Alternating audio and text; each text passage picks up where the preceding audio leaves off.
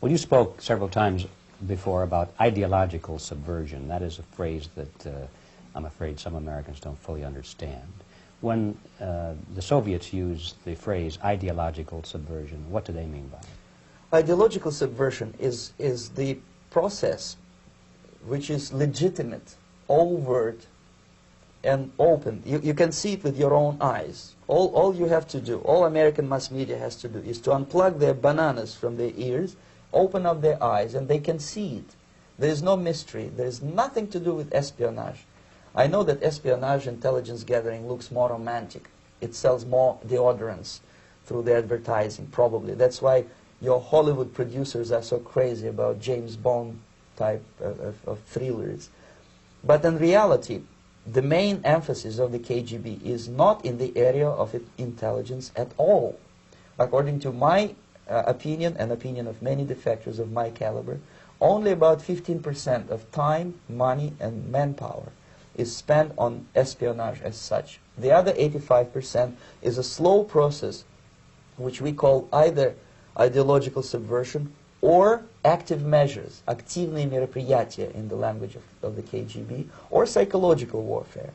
What it basically means is to change the perception of reality of every American to such an extent that despite of the abundance of information, no one is able to come to sensible conclusions in the interests of defending themselves, their families, their community, and their country. It's a great brainwashing process which goes very slow, and it's divided in four basic stages. The first one being demoralization. It takes from 15 to 20 years to demoralize a nation. Why that many years? Because this is the minimum number of years which requires to educate one generation of students in the country of your enemy, exposed to the ideology of the enemy. In other words, Marxism-Leninism ideology is being pumped into the soft heads of at least 3 generations of American students without being challenged or counterbalanced by the basic values of Americanism, American patriotism. The result you can see. Most of the people who graduated in the 60s, dropouts or half-baked intellectuals, are now occupying the positions of power in the government, civil service, business, mass media, educational system. You are stuck with them. You cannot get rid of them. They are contaminated. They are programmed to think and react to certain stimuli in a certain pattern. You cannot change their mind, even if you expose them to authentic information, even if you prove that white is white and black is black, you still cannot change the basic perception and the logic of behavior. In other words, these people, the process of demoralization is complete and irreversible. To get rid society of these people, you need another 20 or 15 years to educate a new generation of patriotically minded and common sense people who would be acting in favor and in the interests of the United States society. And yet these people who've been programmed and, as you say, in place and Yes. who are favorable to an opening with the Soviet concept, these are the very people who would be marked for extermination in this country? Most of them, yes. Simply because the psychological shock when they will see in future what the beautiful society of equality and social justice means in practice, obviously they will revolt. They will be very unhappy, frustrated people. And the Marxist-Leninist regime does not tolerate these people. Obviously they will join the links of dissenters, dissidents. Unlike in present United States, there will be no place for dissent in future Marxist-Leninist America. Here you can get popular like Daniel Ellsberg and filthy rich like Jane Fonda for being dissident, for criticizing your Pentagon. In future, these people will be simply squashed like cockroaches. Nobody is going to pay them nothing for their beautiful, noble ideas of equality. This they don't understand, and it will be the greatest shock for them, of course. The demoralization process in the United States is basically completed already. For the last 25 years, Actually, it's overfulfilled, because demoralization now reaches such areas where previously not even Comrade Andropov and all his experts would even dream of such a tremendous success. Most of it is done by Americans to Americans, thanks to lack of moral standards. As I mentioned before, exposure to true information does not matter anymore. A person who was demoralized is unable to assess true information. The facts tell nothing to him. Even if I shower him with information, with authentic proof, with documents, with pictures, even if I take him by force to the Soviet Union and show him concentration camp, he will refuse to believe it until he is going to receive a kick in his fat bottom. When a military boot crashes then he will understand, but not before that. That's the tragic of the situation of demoralization. So basically America is stuck with demoralization, and unless, even if you start right now, here, this minute, you start educating new generation of Americans, it will still take you 15 to 20 years to turn the tide of ideological perception of reality back to normalcy and patriotism. The next stage is destabilization.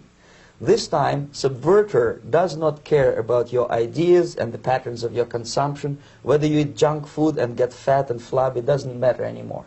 This time, and it takes only from 2 to 5 years to destabilize a nation, what matters is essentials: economy, foreign relations, defense systems.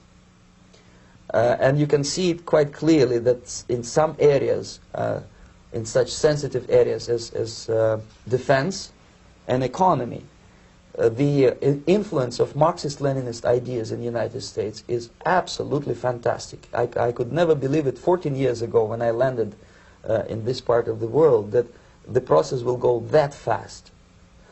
The next stage, of course, is crisis. It may take only up to 6 weeks to bring a country to the verge of crisis. You can see it in Central America now.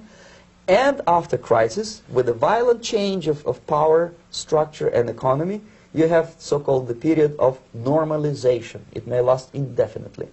Normalization is a cynical expression borrowed from Soviet propaganda. When the Soviet tanks moved into Czechoslovakia in '68, Comrade Brezhnev said, "Now the situation in brotherly Czechoslovakia is normalized."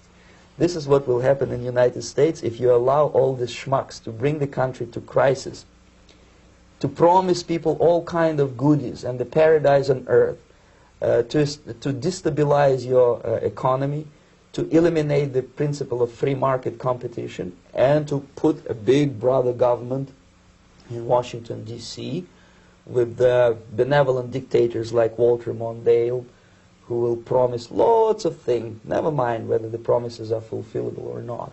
He will go to Moscow to kiss the bottoms of new generation of Soviet assassins. Never mind. He will create false illusions that the situation is under control. Situation is not under control. Situation is disgustingly out of control. Most of the American politicians, media, and educational system trains another generation of people who think they are living at a peacetime. False. The United States is in the state of war, undeclared total war against the basic principles and the foundations of this system. And the initiator of this war is not Comrade Andropov, of course. It's the system. However ridiculous it may sound, the world communist system, or the world communist conspiracy. Whether I scare some people or not, I don't give a hoot. If you are not scared by now, nothing can scare you. But you don't have to be paranoid about it. What actually happens now, that unlike myself, you have literally several years to live on unless the United States wake up.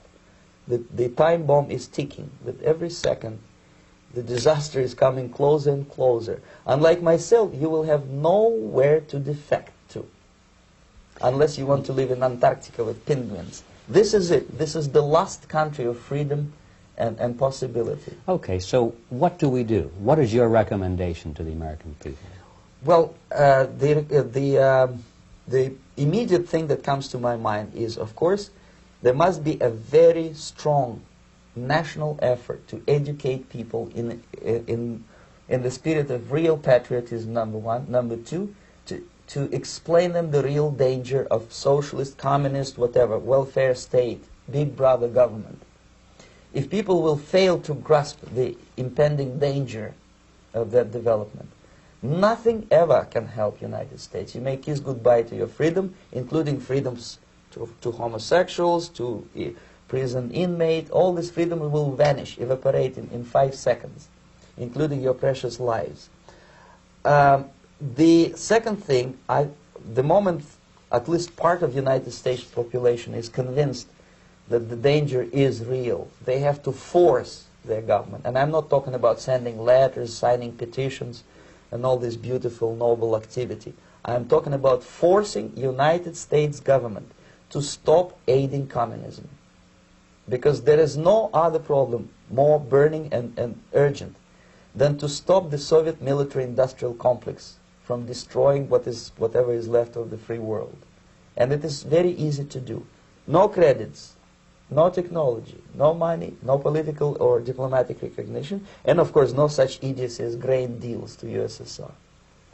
The Soviet people, 270 millions of Soviets, will be eternally thankful to you if you stop aiding a bunch of murderers who sit now in Kremlin and whom President Reagan respectfully calls government. They do not govern anything, least of all such complexity as the Soviet economy. So two very simple, maybe too simplistic answers or solutions, but nevertheless they are the only solutions. Educate yourself, understand what's going on around you. You are not living at a time of peace. You are in a state of war, and you have precious little time to save yourself. You don't have much time, especially if you are talking about young generation. There's not much time left for convulsions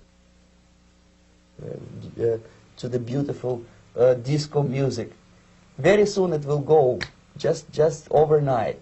If we are talking about capitalists or wealthy businessmen, I think they are selling the rope on which they will hang very soon.